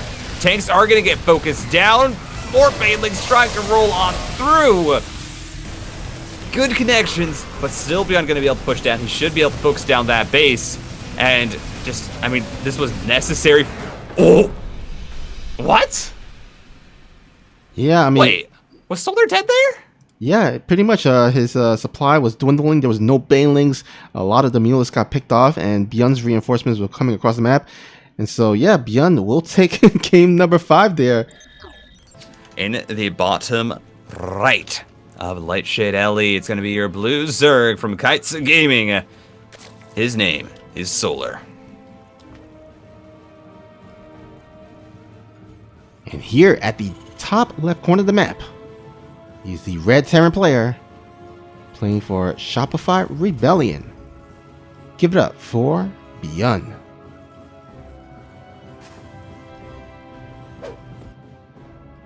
You know, I've been thinking, you know how GSL has those player name intros? Mm-hmm. I was thinking, what if for Alpha X, I just record me saying every single professional player's name in, you know, in a similar style and just like have those as audio files? And just then you can use it for casts. Would that not? I feel like that'd be great. Yeah, I'll say that's a great idea. Just, that's you know, that's a lot of players' names, though. yeah, sit down for like 2 hours and just like, all right, did I miss anybody? Go through every single pro player. But I've talked about this before. I think I was with Cousin or Beowulf when I was talking about it. We were talking about the GSL, like the guy that says the names, and every season it's different. And I'm like, I'm almost certain it's the same guy, but every season he just says it slightly differently. And I find it very entertaining. Is no time to talk about that. We're gonna have no time for banter because once again, BYUN is going to be there. That was rough. He's gonna be going for the Proxy 2 racks. And he did have some success with this in game number 1, transitioning out of it. So trying to get himself onto match point with it here on Lightshade. But you know, Solar did get the early pool there, so we'll have enough links before he can even throw down a bunker. So nice little start here for Solar. Yeah, the early pool just means that, well, BYUN, it's an interesting proxy location as well, because, you know, usually the Zerg will scout out around that. They won't go straight across the map, but Solar, the first Overlord, just sent it straight across, sees the barracks, has the early pool, and the opening really does nothing. So it was kind of like a gamble from BYUN saying, I think you're going to scout out super, you know, like you're going to be really on top of your scout and you're going to look for all the proxy locations. And Solar was just like, actually, no. I'm just going to right-click my Overlord across the map and see it. All right, looks like BYUN is going to go ahead and poke in here. Nope, that's actually going to retreat as the links start snapping away at these barracks here. Now, of course, BYUN has already kind of transitioned into the factory back at home. Gonna go ahead and plot down a reactor next to it. So looks like Hellions will be his kind of transition of choice, and that's usually, of course, the kind of the main transition. You know, you kind of throw down your command center behind it and just start making a lot of Hellions, because really in the early game, Zergs doesn't really have a lot of options besides queens and lings. So just making sure you have enough Hellions at the beginning to kind of hold off any ling attacks. This thing just going to be you know, knocking at the door, trying to see what we can do. Is actually, oh my god, Marine's just going to be pushing here on into the natural base, and there are lings available, but not a lot. BYUN trying to see what damage he can get done. A wonderful choke point. All of the lings are going to get cleaned up. 4 workers going down, and I mean, this is actually a crazy amount of damage for a 2-Rex that was scouted, and Marines that really had no right getting 4 workers and so many ling kills. Yeah, for sure. Let's see how that all planned out. Looks like 11 Marines total being killed there. 4 drones, 22 lings, and 1 queen. So very, very efficient trade there for our red Terran, as 900 minerals goes down for our Terran, or sorry, for our Zerg player, compared to the 575 of the Terran. Impact going to be on the way, as we are seeing once again. Really, the easiest transition out of that Proxy 2 racks is going to be the 2-1-1. It's going to be slightly delayed, of course, because you had to float your barracks back across the map. But nonetheless, it is going to be a lot of Marines coming out. You have the 4 Hellions as well, able to, you know, help bolster it. And Solar going to be taking his 3rd base, and does look like it's going to be transitioning into a fairly standard mid-game from this point. Yeah, looks like this Viking here. I would say I think someone coined it the bomber Viking. I think he was like one of the first guys, the first Terrans to do so, to open up with a Viking. Because I think back in the day, mainly people opened up with medevacs instead. But kind of picking up some overlords here and there, and kind of opening the pathway for any potential drops in the future. Oh, Hellions into the natural. Two of them get caught out, so not able to shoot 3 at a time. 4 drones go down, and 5. It felt like it might be worth it there, but 5 drones, 4 Hellions. It's something here. You know, BYUN didn't really need those Hellions to be around. It would have been nice, of course, for the follow-up, 2-on-1 push, but it gets 5 drones. It's just a little bit of annoying damage against Solar, and does also have the Viking who's going to come in, probably land down and see if he can get or finish off a few of those low health drones. Yeah, thank you, chat, for the reminder. Yeah, it was actually Potency and not Bomber. So thank you for the correction. That's why we love having you here, so that we can make sure that we get the right information. But yeah, it was Pope that was mainly the first Terran player that opened up with a Viking first. But anyhow, here it looks like BYUN is ready to push through. I mean, he has done enough economic damage here in the early game, and he is looking to make his move. And what a great terrain for him to abuse those tanks. Yeah, it's really all about the Marine positioning here. You don't actually push in straight from the side. You kind of angle it towards where the tanks can support you, and you're just really using the Marines to try and poke down the Queens. Solar this game is going into roaches, which is a bit interesting. Of course, hasn't really done that aside from game 1, but it's the same follow-up that he has been doing when the 2 racks, the Proxy 2 rack does come through. So a bit interesting here. We'll have to see how this holds. Does probably have enough units to deal with. I don't know. Actually, the math might be a bit iffy here. All comes down to the micro and how Solar approaches the engagement. He's going to commit on, and it's a whole lot of Marines, though, and not a lot of roaches out just yet. BYUN able to stutter step back, get quite a few good trades, and the tank's still shelling away. Is just going to pick it all up and try and get on out. Oh, that medevac is so low.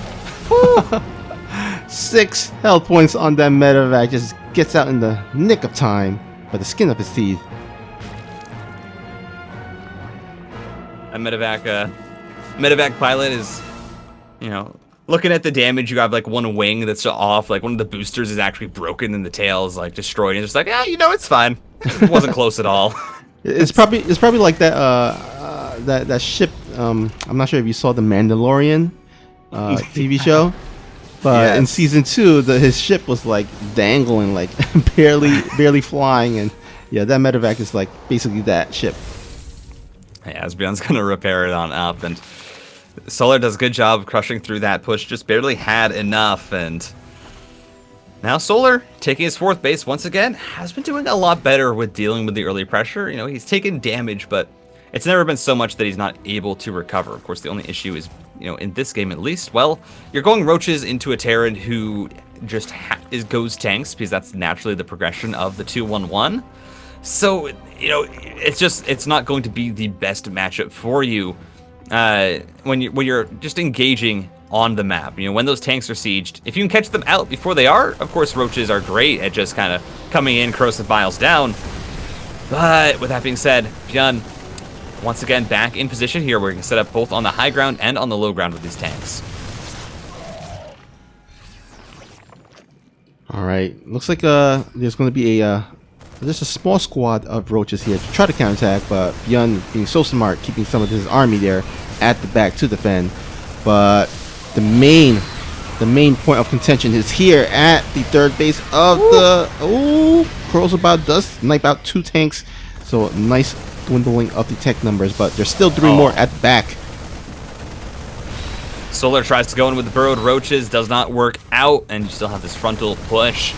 Solar just did not take a great trade there, as the tanks are just not being focused down. I mean, the Ravagers are finally throwing out corrosive biles, but it's so late that, shells are still going off, roaches are still being really just massacred, and You know, these bird roaches trying to come in. There are reinforcements, though, to deal with them back at the home base for BYUN, and he's going to try and push this down. Another tank coming through. You still have 3 available.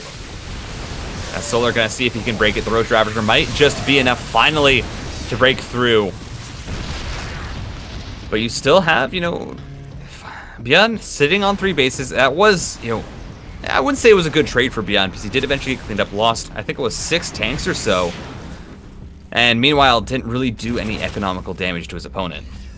Yeah, I mean, he did force a lot of force a lot of roaches production out of Solar, so he doesn't quite have enough gas, or he won't be able to have enough gas to make those lurkers. But yeah, the main thing is that he did clean up BYUN's forces, and now he can kind of utilize that burrowed roach attack and start trying to find a kind of openings in BYUN's bases so that he can kind of start harassing, and it can get pretty annoying. I mean, if you got like roaches popping out of each base, you gotta like split your attention and your forces, and it can kind of get pretty overwhelming. Yeah, you see burrowed roaches here onto the 4th base, trying to get a few worker kills. Are going to get 3 before having to back up, and this double medevac drop for BYUN actually just flew straight over the roaches. The little flyby said hi and goes straight on into the 3rd base without Solar really being able to do anything. Burrow on the drones, though. Very, very nice move, and which means that there's going to be no economical damage done, and BYUN getting shut down here is going to start to catch up, though. You know, Roach Ravager, always the kind of the discussion is, like, well, Roach Ravager, it's good in the mid game, but it takes up a lot of supply, and as well, it just does not scale into the late game. It's really hard for it, you know, to be efficient as soon as you have tanks out, you know, with decent upgrades, as soon as your bio has +3/+3. So we are going to need to see Solar, you know, trade away this army at some point, because he is getting into Lurkers, he is getting into Vipers, and, you know, getting back into that, you know, the Ling Lurker, and I assume Banelings are going to be added on at some point, but I don't think Solar has a Baneling nest. Yeah, he has gone all range units, really, mainly into roaches, ravagers, and those hydralisks. Now the Lurker tech or the Lurker building did finish, so he can start morphing in, but he doesn't quite have enough yet. It doesn't seem to. Oh, actually, no, he does have 5 Lurkers there, but yeah, so he should be okay for the time being. It's going to have to force BYUN to do the slow push, where he needs to clean up the Lurkers before even diving in here, and he's going to have to waste a lot of scans for that. Yeah, as you see, just 2 Marauders using their range to chip away here at this base with the tanks, just being close enough that Solar can't really commit to trying to kill it, and now BYUN's going to start to push this forward. 5 tanks with this push. Also, burrowed roaches being cleaned up on the other side of the map, so BYUN taking some great trades here, but you still have a pretty massive army from Solar, but that's also filled with 21 roaches and a bunch of ravagers. So, you know, it's a big army from Solar, but it's not going to trade the most efficiently. Again, these tanks, they're going to have +1. You're going to have +2/+2 on your bio. It's going to be pretty hard. Of course, on even upgrades, you know, it doesn't make it a bit better, but the bio will just trade out with the roaches. Yeah, and I do love what BYUN is doing. He recognizes that, you know, he's got the bottom side, the bottom left cornered. So really, the only option that the Zerg player can expand to is towards the, you know, the top right side. So gonna go ahead and try to send some reinforcement. Unfortunately, Solar does clean it up as some of his army does get there in time. But that means that the no support for the Lurkers. They're just gonna get stimmed on top of and cleaned up. BYUN does lose 10 workers, I believe, to another roach run by, but now Solar is going to try and commit to clean up this tank position. It's 5 tanks, though, and you just see the roaches get absolutely decimated. As the option for Solar now, who is sitting still, you know, pretty comfortably on 5 bases, is going to be going into Lings, Hydras, and Lurkers, but still, no Banelings. And, you know, of course, Banelings, you know, they're not the best against tanks, but still, against, you know, the Bioforce, you can't help but feel like they'd be super helpful. Yeah, I think the idea is because, you know, he's gonna, you know, because of the Lurkers, you know, there's gonna be more Marauders being added into BYUN's army. So I think he recognizes that Banelings is probably not the best, as they don't do well against Marauders. More so, they do better against the Marines. Instead, he's gonna go ahead and get as much Lurkers on top of this whole tank army. Get the Viper, some nice blinding cloud on those tanks. But is it enough? And I think he does. He got a nice concave, and he cleans up the rest of these tanks. Solar just diving on top, managing to commit and get rid of the entire army from BYUN. And now it's really Solar trying to seesaw us back into the other side of the map. Yeah. Can he follow up with another beautiful engagement? So far, he doesn't quite have the numbers, though. And he is going to be forced back by these bio units as well. Some ghosts here being added. And BYUN is going to go ahead and start adding in those ghosts to prepare for the late game. But Solar, look at the creep though. I mean, you know, these roaches and hydralisks and lurkers trying to maneuver around, but with the lack of creep, it's going to get difficult for him to, you know, go on the retreat if he needs to.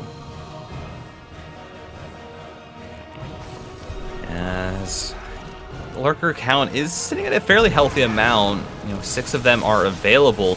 At this point, the ghost count is going to continue to increase. Already have 5, adding on 2 at a time alongside the Marauders as well. And +3 on the way for BYUN. The one thing that Solar does have going for him, or I'll say, you know, one of the good things that Solar has going for him, is that he is pretty far along the upgrades. Has +3 attack for these lurkers. So, you know, even if you don't have a lot of them, they're still going to absolutely shred through this 2-2 bio and no armor tanks. It's, you know, it's just, as Solar dives on in, you just see the tanks get immediately cleaned up. And while he can't push any further in, these lurkers are just going to be so efficient at trading against this army.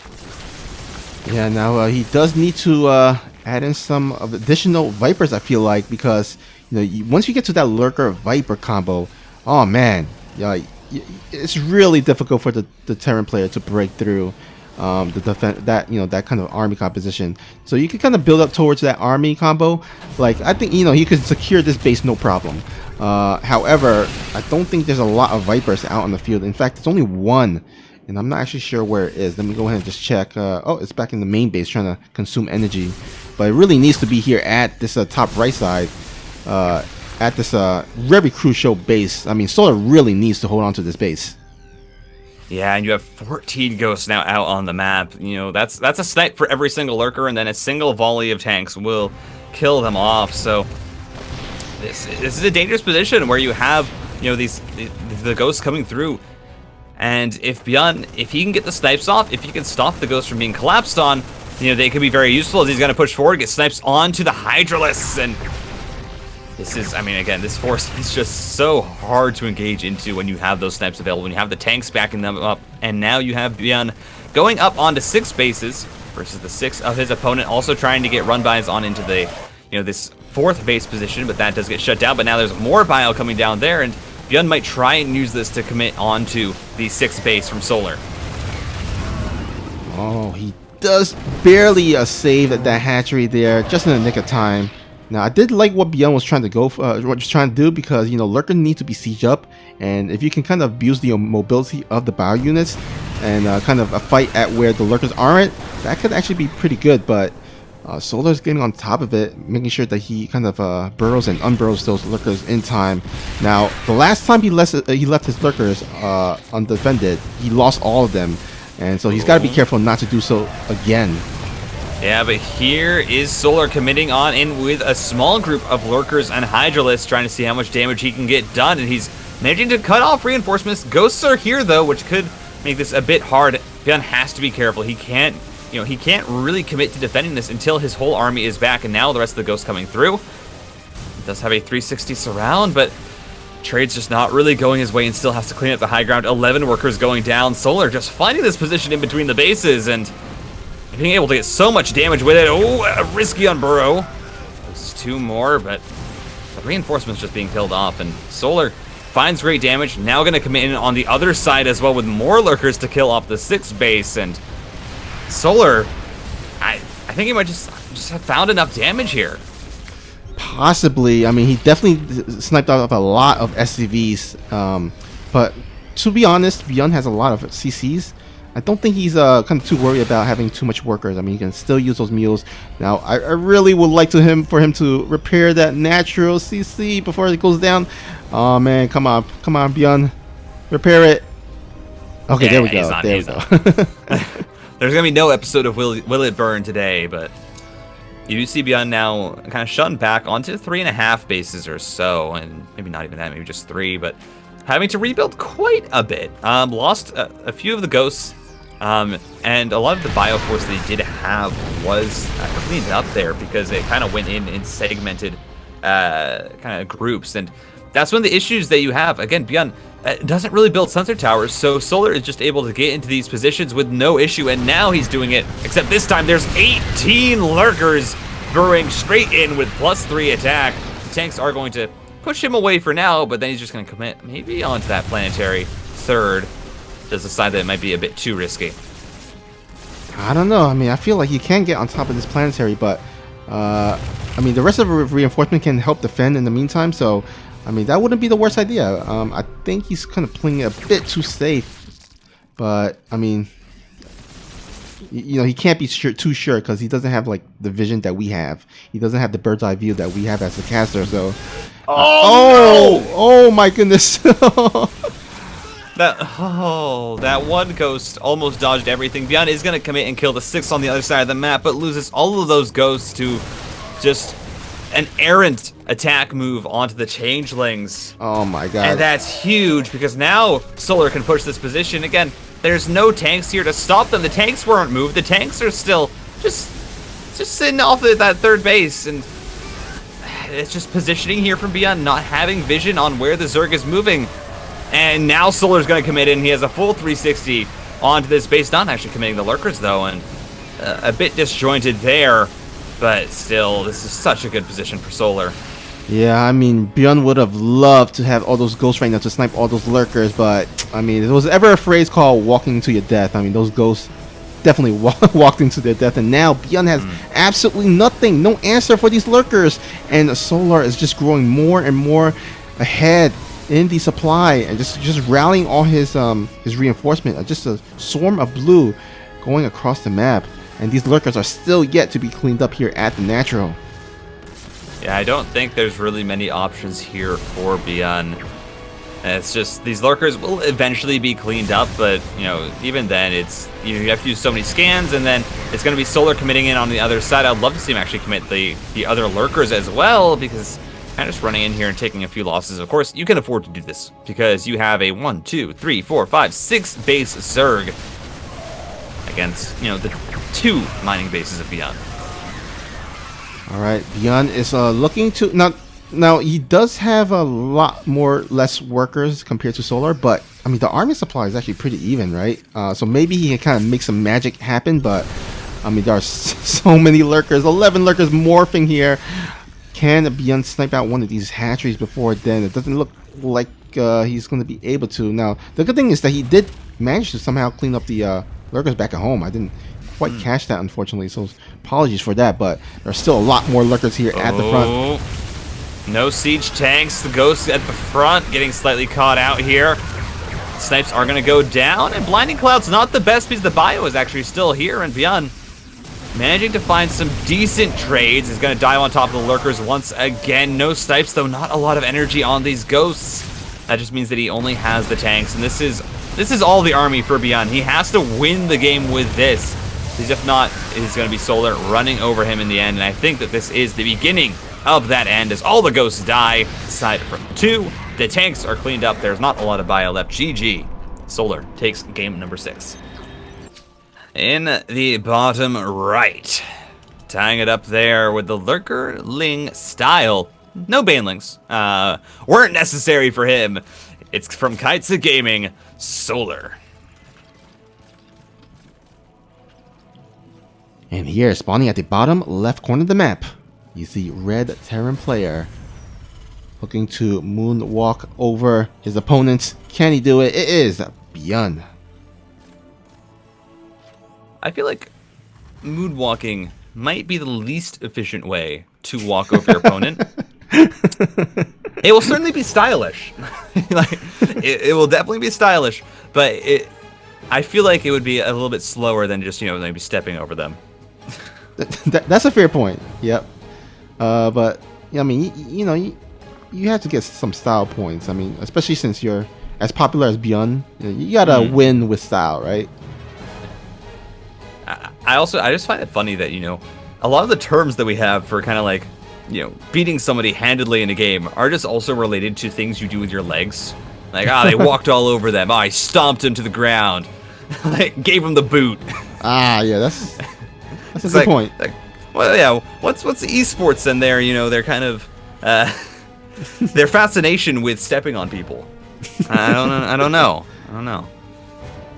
I guess the esports community have some foot fetishes or something, because. So this is how the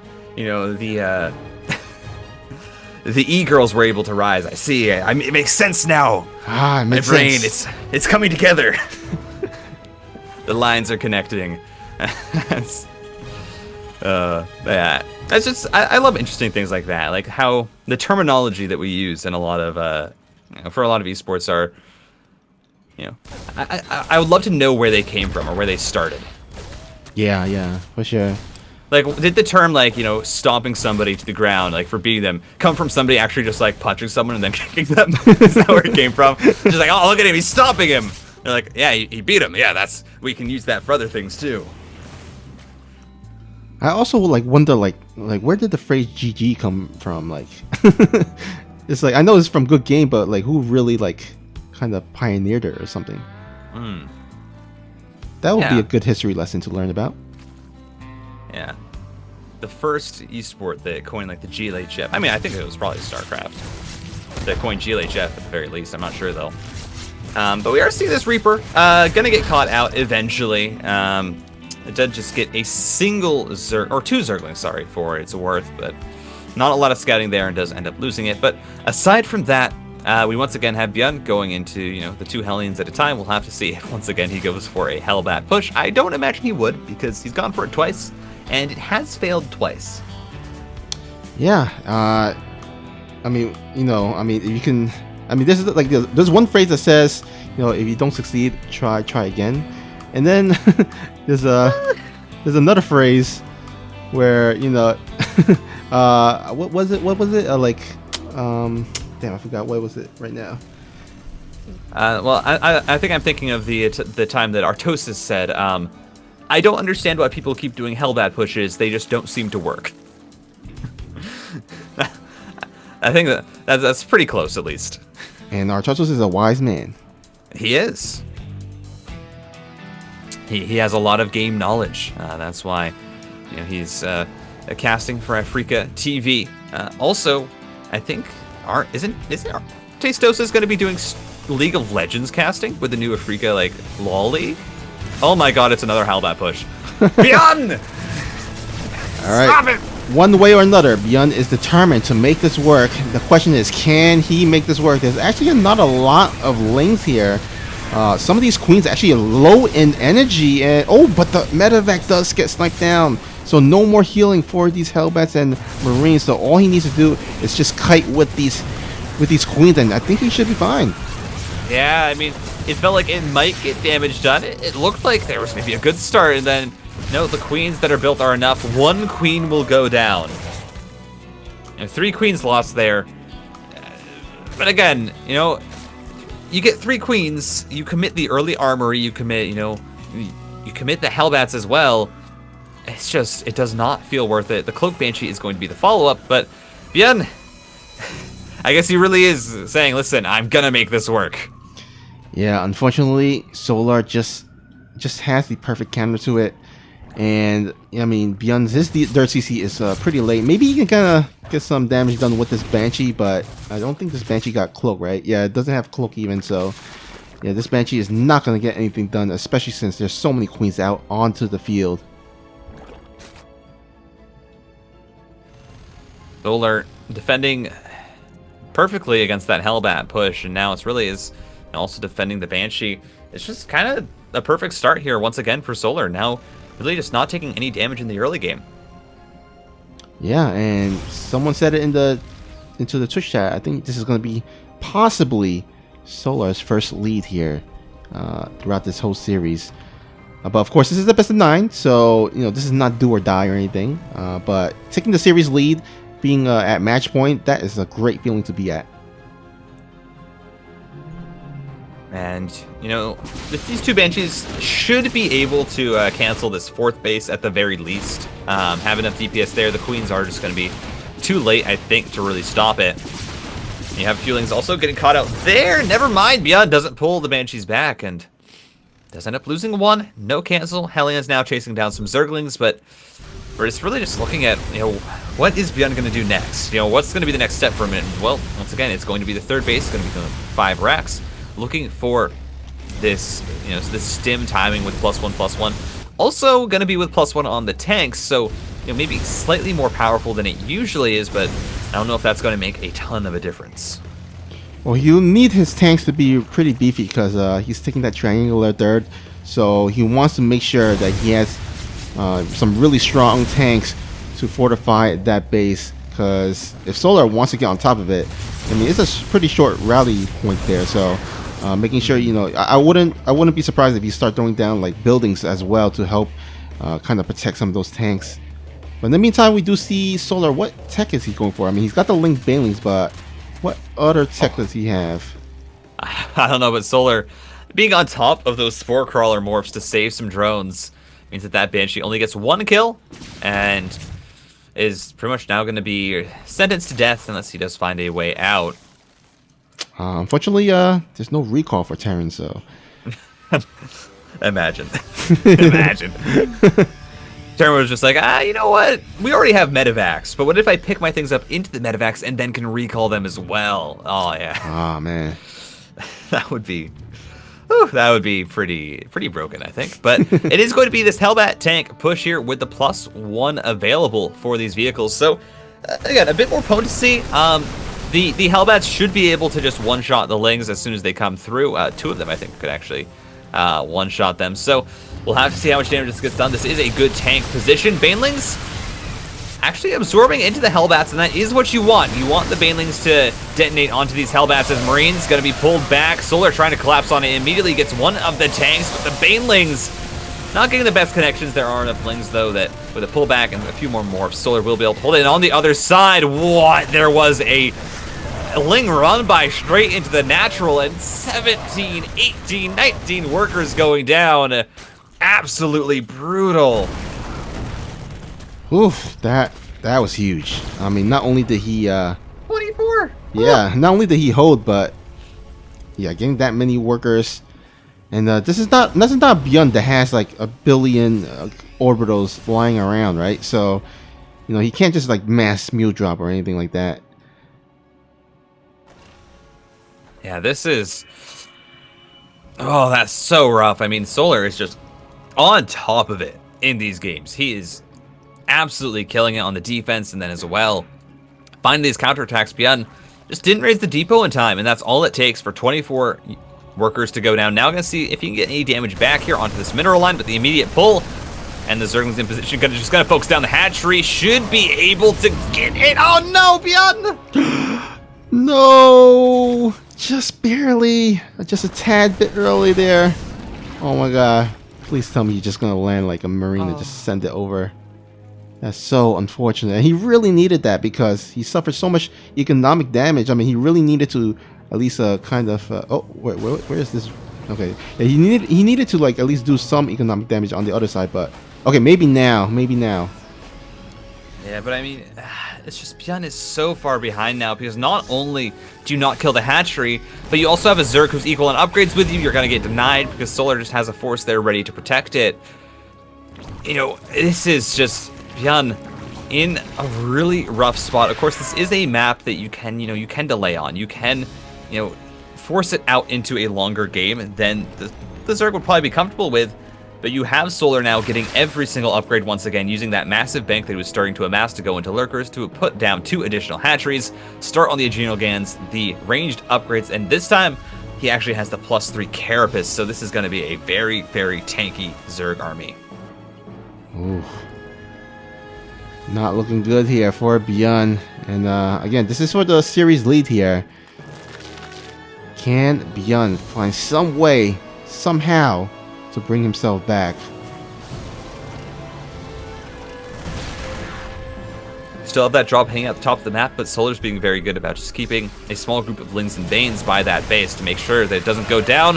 BYUN has a lot of Marines here, can trade, but the thing is for BYUN, he has to trade well. He can't afford to lose any trades, and that's such a hard position to be in, especially when you're running up against Lingbane Hydra. This is an army that wants to kill you. It wants to trade out units for units. And BYUN just can't really afford that right now. He's getting up his 4th base. He's going to be starting on a 5th, but he needs both of those bases to go up before he's really in a comfortable spot.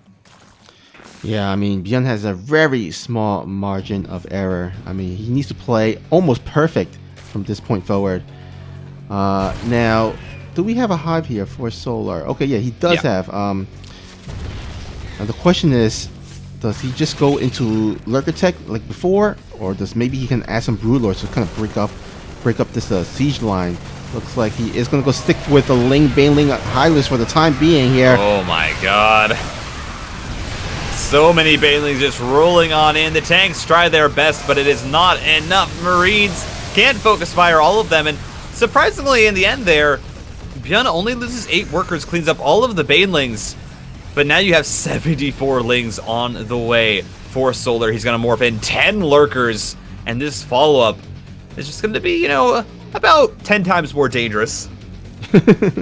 Yeah. Now, you know, Solar was so ahead economy-wise that he's able to kind of trade inefficiently and be okay. As you can see, he's like kind of he's basically at 200 ready. BYUN still at around the 140 mark. And so, I mean, BYUN gonna have to, of course, need to hold on a couple of more times. But that was a great start, you know, kind of making sure that his base is still up. Only losing 8 workers. And here we go, round number 2. Lurker's going to be coming on in. The Banelings are actually going straight through the Sim City. Oh no! BYUN just moves his units into the Banelings, and Solar just rolls over him. Going to go up 4-3, go on to match point. And you know, that last game that they played on Beck Industries, it just came down to the fact that he forgot Spore Crawlers. If you remember Spore Crawlers, those Banshees don't get, you know, 18 worker kills. Suddenly is a lot easier to go into Mutilus, and I don't think it looks as convincing for BYUN. Of course, BYUN was still in a good position outside of that, but I feel like Solar, you know, has really woken up. He's really gotten to the swing of things, and he's defending all of the early pressure. To be fair, also, all of the early pressure has been 3 Hellbat, you know, timing attacks. Oh, yeah, yeah. Please, BYUN, do not go for that again. Listen, BYUN, you got 3 strikes. You can try and make a build work 3 times. If it doesn't work, it's just not that good of a build. Exactly. I mean, yeah. that was the phrase that I forgot about earlier on. There's like, the definition of insanity is trying something, what was like 1,000 times or something, and still doesn't work. Yeah, something like that. Yeah. Did you know that that's actually a fake quote? It is? Yes, Albert Einstein didn't actually say that. Ah. Yeah, it's a fake quote. I don't know where it came from, but that's just a little fun little tidbit I learned as BYUN with the Reaper. Gets all of those drones into the orange, and then we'll just be able to do nothing else with it. And Solar, ooh, might lose a Ling. No, the micro is just so perfect. Only loses 1 Ling there eventually at the end. Oh! BYUN doesn't commit for the drone, though. You see he wants to. Both those drones 1 hit from being killed. Yeah, just a masterful display of micro by both players there. Oh, come on, BYUN. Gotta make sure your Reaper doesn't die. Yeah, this time keeping the Reaper alive. It is very useful for when you have, you know, the Hellions out. Having that Reaper does just allow you to bounce Zerglings away, allow your Hellions to get off a few more volleys. As that creep tumor going to be going up without any issue, and we'll have to see. It's once again reacted Hellions. I really don't think we're going to see an armory though. But I would like to see Cloak Banshees again on this map because, you know, it is such a short rush distance for them. And I feel like even if you don't get a lot of damage done, they can have quite the usefulness. But no, it's going to be the Liberator. And, oh, I might have been right, Mr. Snoopy, because that's a very early Roach Warren. Oh, yeah. Now, let's see here. I don't think Solar has had any... Yeah, he's pretty much in the dark, so... Right now, I think he's just kind of using this Roach Warren as maybe a safety one, but he can definitely go for a timing push. I don't know, that's a 345 Roach Warren. You know, even Roach, or even a Dark, who is like Mr. Roach himself, I don't think he gets his Roach Warren until like 4 minutes or so. Oh yeah, that's true. Yeah. So the idea is that if you have less queens, then I could see it used as a defensive. But I think he's got a decent amount of queens. Let me see here, 5 queens out on the field. Yeah. So yeah, this is smelling like a counter, or not counter, a timing attack. However, luckily for BYUN, he did go for the Banshee tech like you wanted him to go for, and that should be able to theoretically help in the defense, as again Roaches doesn't shoot air. But in the meantime, BYUN is gonna go ahead and try to dive in here, trying to find an opening, but Solar just on top of it. Yeah, theoretically, the Banshee does counter the Roach push, but there's also the additional question with this layer coming up, if it will be a Nidus on top of it as well. You see Solar getting his last group of drones here, going with 9. I'm going to fully saturate his third base, get enough on his natural to go up into those additional gases as well. And, you know, it might not be. It might just be Solar was getting a very, very safe Roach Warren, but you do have Glial Reconstitution on the way. You have 2 Evo Chambers. So I think what this is looking like is that rogue build, where you go for, you know, full gases, you saturate 3 bases completely, and you're pretty much going to be ending up going with +1/+1, Glial Reconstitution, and a massive Roach Ball to try and kill the third base. All right. In the meantime, Liberators will only get 2 drones here, so nice response time from Solar. And yeah, we're heading into that mid game. Both players are just kind of playing a little bit passive, a little bit of harass here and there, trying to see if he can find any more drones. Actually, gets nice, decent 7 kills. Oh, not too bad, not too shabby. Very, very, very worthwhile. And right now, still keeping an eye out for if that, you know, when those upgrades start on the Evo Chamber, to see if this is indeed the push that's going to come out. There's the +1 ranged attacks and ground carapace. So we'll have to see, with Roach production starting up now, with all the bases still fully saturated, I think this is what we're going to be looking at. And, you know, we saw Maru struggle to beat this build when Rogue did it. And now on Beckett, you have a map that has a very, very short rush distance. And you have a map that really the Zerg can attack from 3 angles on if they would like. We'll have to see how BYUN handles this, because he's completely in the dark, mind you. Does have the Cloak Banshee still available, but it is only 1. All right, looks like a lane counterattack does go on through. BYUN is going to be able to save his some of his workers with that tank there, but yeah, it doesn't get too much done. But I do love the activeness of Solar, because really the lane's not going to get too much done. The majority of his forces aren't in those Roaches and Ravagers, so you might as well kind of try to get as much damage done with those lanes, as much as possible at least. Ooh, supply lock here is a bit unfortunate, because Solar was going really hard into the Roaches, so he's not going to have reinforcements for a little bit, but this is still a very large force from him. You have only 2 tanks available for BYUN at the moment, still keeping on that production. A Liberator also here, and I believe you still have that Banshee hanging out, so I really feel like this is, you know, a build that you do need to attack with from Solar, but actually no. He says he has the +1, says no, I'm just going to go back into droning here. I'm going to try and saturate my 4th base and go into Hydralisks. Yeah, and I'm gonna predict that he's gonna go for that same, you know, Roach, Ravager, Hydralisk, Lurker, you know, army composition as he did in the previous game. And you know, someone in the Twitch chat, Setsuna, asked in the Twitch chat, how do you deal with range Lurkers?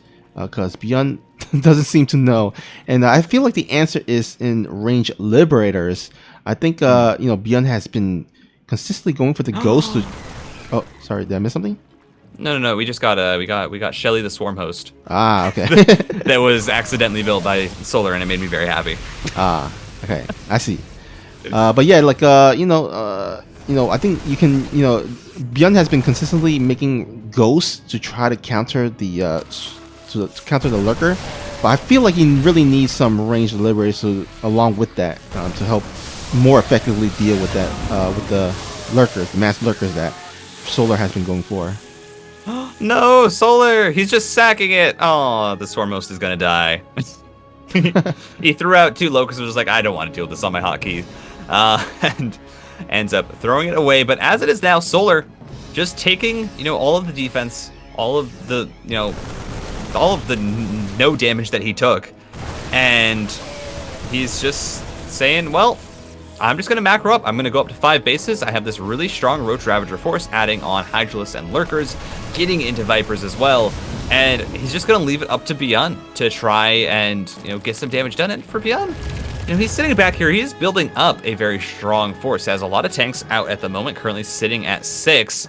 He's getting the +2 for them, working on his +2 for his ground army. So this should be a decently powerful push. Well, you definitely need to at least clear up some of these creep beforehand. This is going to give a Solar some time to kind of get into position and mass up. But look at here at the left side. BYUN still has that 2 medevac drop. So that can kind of dive in here whenever this attack at the right side. Oh, actually, some Vipers with some nice duck does get 2 of these tanks. Yeah, Solar's just playing so well. Corrosive Bile's down another one, and you even see Solar keeping Roaches at that 3rd base, or at that 4th, just in case that those 2 medevacs do decide to come back in and is immediately able to counter it. BYUN just not able to get any damage on both fronts. That Liberator going to move on into the natural to see what it can do, as it looks like the Roaches are going to get cleaned up by the double drop. Eventually, the reinforcements should be able to fight it off. Liberator now killing off the Queen, going to be able to stomp mining, so this is really the first bit of successful harass since those Hellions dived in from BYUN. Yeah, it looks like BYUN is trying to make something happen.